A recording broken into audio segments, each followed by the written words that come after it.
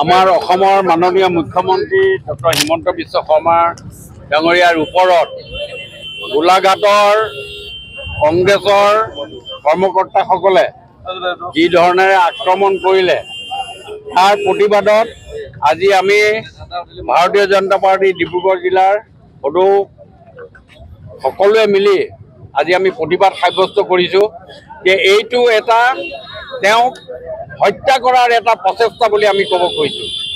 আজি মাননীয় মুখ্যমন্ত্ৰী মহোদয় বটল মাৰিছে, আমি ভাবিছোঁ এইটো নিশ্চয় তেওঁক এটেম্প টু মাৰ্ডাৰ বুলি ক'ব খুজিছোঁ।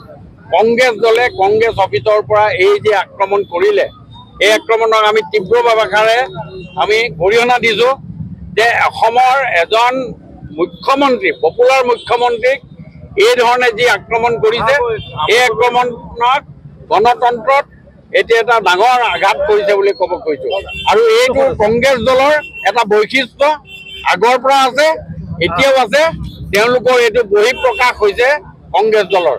এইটো তাৰ কাৰণে আমি ডিব্ৰুগড় ভাৰতীয় জনতা পাৰ্টিৰ সকলো কাৰ্যকৰ্তাই আমি প্ৰতিবাদী দল উলিয়াইছোঁ আৰু তীব্ৰ ভাষাৰে গৰিহণা দিছোঁ। আৰু দোষীক কাৰায়ত্ব কৰা হৈছে সেইসকলক এটা শাস্তি দিবৰ কাৰণে এটা ব্যৱস্থা লৈছোঁ। আৰু মাননীয় মুখ্যমন্ত্ৰী মহোদয়ৰ নিৰাপত্তাৰ ব্যৱস্থা আৰু কটকটীয়া কৰিবৰ কাৰণে আমি ভাৰতীয় জনতা পাৰ্টিৰ সকলো সদস্যই আমি এইটো কথা আশা কৰিছোঁ। এইটো কংগ্ৰেছৰ চৰম হতাশাগ্ৰস্ততাৰ এটা ছবি। গৌৰৱ গগৈ ডাঙৰীয়াৰ নেতৃত্বত অসম কংগ্ৰেছে এতিয়া তেওঁলোকৰ যিখন নাও ডুবিবলৈ বাকী আছিল সেইকণো ডুবাবৰ কাৰণে গৌৰৱ গগৈ গৈ আছে।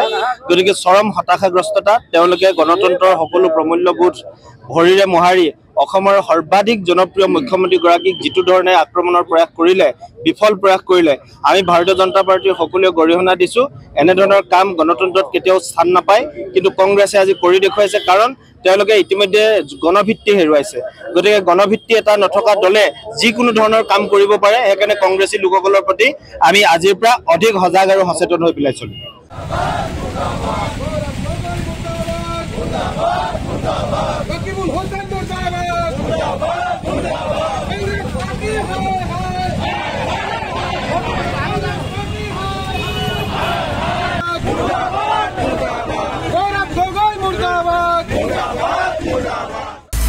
আপুনি বিচৰা বাতৰি পাব কেৱল নিউজ 18 এপত।